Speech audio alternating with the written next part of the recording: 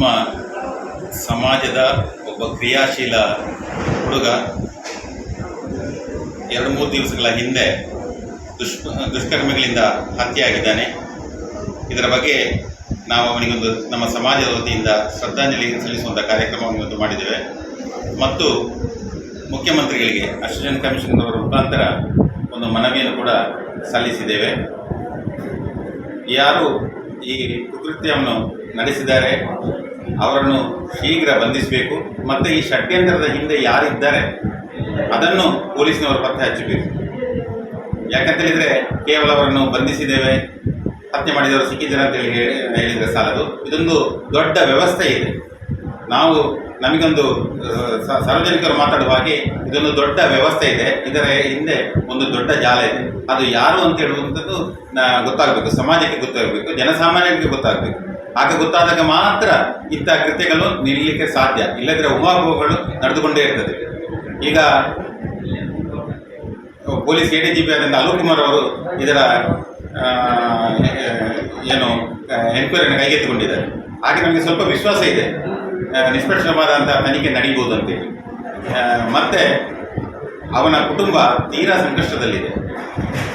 ಅವನ ತಂದೆ ಅನಾರೋಗ್ಯ ಪೀಡಿತರು, ಅವರಿಗೆ 2 ಸಲ ಹಾರ್ಟ್ ಸರ್ಜರಿ ಆಗಿದೆ. ತಾಯಿ ಅನಾರೋಗ್ಯ ಪೀಡಿತರು. ಇವನೇ ಅವರಿಗೆ ಆಶ್ರಯ, ಮಗನೇ ಇದ್ದದ್ದು, ಒಬ್ಬನೇ ಗಂಡು ಮಗ, ಮತ್ತು 3 ಮಂದಿ ಹೆಣ್ಣುಮಕ್ಕಳು ಅವರಿಗೆ ಮದುವೆ ಆಗಿದೆ. ಈಗ ಅವರ ಮನೆ ಕೂಡ ಬಹಳ ಸಂಕಷ್ಟದಲ್ಲಿದೆ ಅವರ ಪರಿಸ್ಥಿತಿ. ಅದಕ್ಕೋಸ್ಕರ ನಾವು ಈಗ ಮನವಿಯನ್ನು ಕೊಟ್ಟಿದ್ದೇವೆ. ಆ ಕುಟುಂಬಕ್ಕೆ ಸರ್ಕಾರದಿಂದ ಕನಿಷ್ಠ 1 ಕೋಟಿ ರೂಪಾಯಿ ಅನುದಾನವನ್ನು ಒದಗಿಸಿಕೊಡಬೇಕು.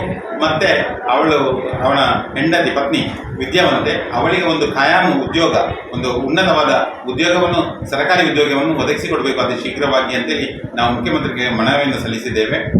ನಾವು ಸಮಾಜದ ವತಿಯಿಂದ ಇದರ ಬಗ್ಗೆ ಅವರಿಗೆ ಆದಷ್ಟು ಶೀಘ್ರ ಉದ್ಯೋಗ ಒದಗಿಸಿಕೊಡಬೇಕು.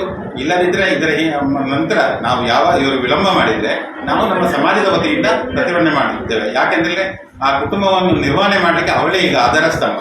ಇಬ್ಬರು ಅವನ ತಂದೆ ತಾಯಿಯನ್ನು ಮತ್ತು ಆ ಕುಟುಂಬವನ್ನು ನಿರ್ವಹಣೆ ಮಾಡಬೇಕಿದ್ದರೆ ಇವರೇ ಆಧಾರ ಸ್ತಂಭ. ಇವರಿಗೆ ಖಾಯಂ ಉದ್ಯೋಗ ಸಿಕ್ಕಿದರೆ ಮಾತ್ರ ಕುಟುಂಬವನ್ನು ನಿರ್ವಹಣೆ ಆಗಲಿಕ್ಕೆ ಸಾಧ್ಯ. ಆ ದೃಷ್ಟಿಯಲ್ಲಿ ನಾವು ಈಗಾಗಲೇ ಮನವಿ ಸಲ್ಲಿಸಿದ್ದೇವೆ. ಅದರ ಬಗ್ಗೆ ಮಾನ್ಯ ಮುಖ್ಯಮಂತ್ರಿ ಮತ್ತು ರಾಜಕಾರಣಿಗಳು ಸ್ಪಂದನೆ ಮಾಡಬೇಕಂತ ಈ ಸಂದರ್ಭದಲ್ಲಿ ವಿನಂತಿಯನ್ನು ಮಾಡ್ತಾ ಇದ್ದೇವೆ. ಈಗ ಇವತ್ತು ನಾವು ಇನ್ನು ಅವರನ್ನು ಭೇಟಿಯಾಗಲಿಕ್ಕೆ ಹೋಗ್ತೇವೆ. ನಮ್ಮ ಸಮಾಜದ ಮಾಜಿ ಅಧ್ಯಕ್ಷರುಗಳು, ಮುಖಂಡರುಗಳೆಲ್ಲ ಇದ್ದಾರೆ. ನಾವು ಅವರ ಮನೆಗೆ ಈಗ ಭೇಟಿಯಾಗಲಿಕ್ಕೆ ಅವರನ್ನು ಸಾಂತ್ವನ ಹೇಳಲಿಕ್ಕೆ ಹೋಗ್ತಾ ಇದ್ದೇವೆ. ನಾವೀಗ ಸಂಘದ ವತಿಯಿಂದ ಒಂದು 50,000 ರೂಪಾಯಿಯನ್ನು ಅವರಿಗೆ ಕೊಡಲಿಕ್ಕಿದ್ದೇವೆ. ಮತ್ತು ಅವರಿಗೆ ಸಮಾಜದ ವತಿಯಿಂದ ಮನೆ ಕಟ್ಟುವ ಒಂದು ನಿರ್ಧಾರವನ್ನು ತೆಗೆದುಕೊಂಡಿದ್ದಾರೆ. ಅದಕ್ಕೆ ಏನೆಲ್ಲ ನಮ್ಮ ಸಂಘ ಮತ್ತು ಸಮಾಜದಿಂದ ಸಹಕಾರ ಆಗಬೇಕು ಅದನ್ನೆಲ್ಲ ಮಾಡಲಿಕ್ಕಿದ್ದೇವೆ. ನಾನು ಜಯಂತ್ ನೋಡಬೇಕು, ಬಿಲ್ಲವ ಪುತ್ತೂರು ಬಿಲ್ಲವ ಸಂಘದ ನಿಕಟಪೂರ್ವ ಅಧ್ಯಕ್ಷರು ಹಾಗೂ ಡಿಗ್ರಿ ನಂದನದಿಂದ ನಿಕಟಪೂರ್ವ ಅಧ್ಯಕ್ಷರಾಗಿ ಗೌರವಾಧ್ಯಕ್ಷನಾಗಿದ್ದೇನೆ. ಪ್ರವೀಣ್ ನೆಟ್ಟರ್ ಇರುವ ನನ್ನ ಆತ್ಮೀಯ ಸ್ನೇಹಿತ ಕೂಡ ನನ್ನ ಹಿತೈಷಿ ಕೂಡ. ದುಷ್ಕರ್ಮಿಗಳ ಒಂದು ಬದಿಗೆ ಗೊತ್ತಾದ ಪ್ರವೀಣ್ ನೆಟ್ಟರ್ ಅವರ ಸಾಮಾಜಿಕ ಒಂದು ಯುವ ಸಂಘಟಕ. ಇವನನ್ನು ಕರ್ಕೊಂಡದ್ದು ನಮ್ಮ ಸಮಾಜದಲ್ಲ, ಇಡೀ ಸಂಘಟನೆ ಕರ್ಕೊಂಡಿದೆ. ಇಂಥ ನಾಯಕ ಇನ್ನು ಮುಂದೆ ಕೂಡ ಹುಟ್ಟಿಬರಲಿಕ್ಕಿಲ್ಲ. ಅಂಥ ಒಂದು ಸಮಾಜದ ಒಂದು ಕೆಲಸವನ್ನು ಮಾಡುವಂಥ ಎಲ್ಲರ ಒಟ್ಟಿಗೆ ಬೆರೆತು ಯಾವ ಧರ್ಮ ಆಗಲಿ ಅವರ ಎಲ್ಲರಿಗೂ ಸ್ನೇಹಿತನಾಗಿರುವಂಥ ನಾನು ತಿಳಿದ ಮಟ್ಟಿಗೆ ನನ್ನ ಒಂದು ತಿಳಿವು. ಇವ ಶಿಷ್ಯೇಂದ್ರ ಬಿಜಿಗಿರಿಗೆ ನಾನೊಂದು ಅವನಿಗೆ ಬ್ರಹ್ಮಕಲಶೋತ್ಸವದ ಪ್ರಸಾದ ತಯಾರಿಕೆ ಒಂದು ಸಂಚಲಕನಾಗಿ ನಾನು ಅವನಿಗೆ ಜವಾಬ್ದಾರಿ ಕೊಟ್ಟಿದ್ದೆ. ಸಾಧಾರಣ ನಿಮಗೆ ಗೊತ್ತಿರ್ಬೋದು, ಒಂದು 15 ಲಕ್ಷ ಜನ ಸೇರುವಂಥ ಬ್ರಹ್ಮಕಲಶದಲ್ಲಿ 1 ಲಕ್ಷಗಟ್ಟಲೆ ಪ್ರಸಾದ ತಯಾರಿಕೆ ಮಾಡುವಂಥ ಜವಾಬ್ದಾರಿ ನಾವು ಒತ್ತುಕೊಂಡ ಅವನ ಕುಟುಂಬ ಸದಸ್ಯರನ್ನು ಅಲ್ಲದೆ ಎಲ್ಲ ಯುವಕರನ್ನು ಕರ್ಕೊಂಡು ಒಂದು 400 ಯುವಕರನ್ನು 15 ದಿವಸ ರಾತ್ರಿ ಹಗಲೆನ್ನದೆ ಪ್ರಸಾದ ತಯಾರಿಕೆ ಅದನ್ನು ಒಂದು ಒಳ್ಳೆ ರೀತಿಯಲ್ಲಿ ಪ್ರಶಂಸೆಗೆ ಆಗುವಂಥ ಕೆಲಸ ಆ ಪ್ರಸಾದ ತಯಾರಿಕೆಯಲ್ಲಿ ಮಾಡಿದ್ದಾರೆ. ನಂತರ ಯುವವಾಹಿನಿ ಸಮಾವೇಶ ಪುತ್ತೂರಲ್ಲಿ ನನ್ನ ಅವಧಿ ಆಯಿತು, ನಾನು ಅಧ್ಯಕ್ಷನಾಗಿರುವಾಗ ಆ ಸಮಾವೇಶದ ಅವಧಿಯಲ್ಲಿ ಎಲ್ಲ ಯುವಕರನ್ನು ಕರ್ಕೊಂಡು ಅಲ್ಲಿ ಕೂಡ ವಾರಗಟ್ಟಲೆ ಅಲ್ಲಿ ಗೊತ್ತಿದ್ದಾರೆ. ನಂತರ ನನ್ನ ಯುವವಾಹಿನಿ ಕೇಂದ್ರ ಸಮಿತಿಯ ಸಂಘಟನಾ ಕಾರ್ಯದರ್ಶಿಯಾಗಿ ನೇಮಕ ಆದ ಬೇರೆ ಬೇರೆ ವಿಧದಲ್ಲಿ ಒಂದು ಮೇಲೆ ಬರುವ ಯುವಕ ಆಗಿದ್ದಾರೆ. ರಾಜಕೀಯವಾಗಿ ಕೂಡ ಮೇಲೆ ಅಂತಂತಕ್ಕೆ ಹೋಗ್ತಿದ್ದ. ಯಾಕೆಂದರೆ ದಿನನಿತ್ಯ ನನ್ನ ಒಡನಾಟ, ಅವನ ಒಡನಾಟ ಅಂದರೆ ಎಷ್ಟರ ಮಟ್ಟಿಗೆ ಅಂದರೆ ಸಂಜೆ ಹೊತ್ತು ನನಗೆ ಫೋನ್ ಮಾಡ್ತಿದ್ದ, ನೀವು ಒಬ್ಬರೇ ಹೋಗಬೇಡಿ, ನಾನು ಕಾರ್ನ ಡ್ರೈವರ್ ಆಗಿ ಬರ್ತೇನೆ ಅಂತ ಹೇಳಿ. ಸಾಧಾರಣ ಕಳೆದ ಕೊರೋನಾ ಸಮಯದಲ್ಲಿ ಒಂದು ಟ್ರಾವೆಲ್ ನಡೆಸ್ತಿದ್ದ. ಆ ಟ್ರಾವೆಲಲ್ಲಿ ತೀರ ನಷ್ಟ ಆಗುವಾಗ ಅವನ ಗಾಡಿ ಸೀಜ್ ಆಗುವ ಸಮಯದಲ್ಲಿ ನಾನೇ ನಿಂತು ಆ ಲೋನೆಲ್ಲ ಸಂದಾಯ ಮಾಡಿ ನಂತರ ಅವನಿಗೆ ಒಂದು ಕುಟುಂಬಕ್ಕೆ ಸಲಾಗುವಂಥ ಎಲ್ಲಿ ಅಕ್ಷಯ ಫಾರ್ಮ್ ಚಿಕನ್ ಅಂತ ಬೆಲ್ಲದಲ್ಲಿ ನಾನು 9 ಲಕ್ಷ ವೆಚ್ಚ ಮಾಡಿ ಏನು 1 ಪೈಸೆ ತೆಗೊಳ್ಳದೆ ಅವನಿಗೆ ಮಾಡಿಕೊಟ್ಟೆ. ಆ ಋಣ ಇಂದಿಗೂ ಕೂಡ ಅವನನ್ನು ನನ್ನ ಹಿತೈಷಾಗಿ ಇದು ಮಾಡುತ್ತಿದ್ದರು. ಅಂಥ ಒಂದು ಒಳ್ಳೆಯ ಪ್ರಾಣಕ್ಕೆ ಪ್ರಾಣ ಕೊಡುವಂಥ ಸ್ನೇಹಿತನಾಗಿದ್ದ ನನ್ನ ತಮ್ಮನಾಗಿದ್ದ. ಇವತ್ತು ನಾನು ದೊಡ್ಡ ಆಸ್ತಿಯನ್ನು ನಾವು ಕಳ್ಕೊಂಡಿದ್ದೇವೆ.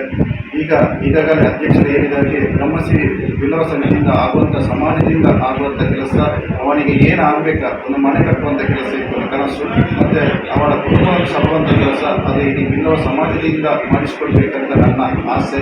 ಅದಲ್ಲದೆ ಶ್ರೀ ಕ್ಷೇತ್ರ ಗಿರಿಗಿರಿ ನಂದನದಿಂದ ಎಷ್ಟು ಆಗ್ತದ ಸಹಾಯ ಧನ ಸಹಾಯ ಆಗ್ತದ ಅದನ್ನು ಕೂಡ ನಾವು ಮಾಡುವಂಥ ತಯಾರಿಯಲ್ಲಿ ಇದ್ದೇವೆ. ನಾವು ಸರ್ಕಾರ ಆಗಲಿ ನಾವು ಎಲ್ಲರಲ್ಲಿ ನಾವು ವಿನಂತಿ ಮಾಡೋದು, ಇನ್ನು ಹೋದವ ಮತ್ತೆ ಮಾಡಲಿಕ್ಕೆ ಸಾಧ್ಯ ಇಲ್ಲ. ಆದರೆ ಅವನಿಗೆ ಜೀವಕ್ಕೆ ಶಾಂತಿ ಕೊಡಬೇಕಿದ್ರೆ ಯಾರು ಮಾಡಿದಾರ ಆ ದುಷ್ಕರ್ಮ ಮಾಡಿದಾರ ಅವನಿಗೆ ಕಠಿಣ ಶಿಕ್ಷೆ ಕೊಡಬೇಕು. ಮತ್ತು ಸರ್ಕಾರದಿಂದ ಕೊಡುವಂಥ ಅತ್ಯಧಿಕ ಪರಿಹಾರವನ್ನು ಕೂಡ ಅವನ ಮನೆಯವರಿಗೆ ಕೊಡಬೇಕು. ಮತ್ತು ಅವನ ಸ್ಮಾರಕವಾಗಿ ಏನಾದರೂ ಒಂದು ಶಾಶ್ವತ ಉಳಿಯುವಂಥ ಕೆಲಸ ಸರ್ಕಾರದಿಂದ ಆಗಬೇಕು. ಇದೇ ನನ್ನ ಆಸೆ. ನಾವೆಲ್ಲರ ಅವರ ಹಿಂದುಗಡೆ ಬೆಂಬಲಾಗಿದ್ದೇವೆ. ಇದು ನಮ್ಮ ಸಮಾಜದ ಆಸೆ ಅಂತ ಹೇಳ್ತಾ ಅವಕಾಶ ನೀಡಿದ್ದಾರೆ. Ayurveda treatment program. ವಿಸಿಟ್ ವೈದ್ಯರ್ಸ್ ಆಯುರ್ವೇದ ಹಾಸ್ಪಿಟಲ್, ದರ್ಪೆ, ಪುತ್ತೂರು. ಸುದ್ದಿ ಚಾನಲ್, ಕ್ಷಣ ಕ್ಷಣದ ಸುದ್ದಿಗಾಗಿ.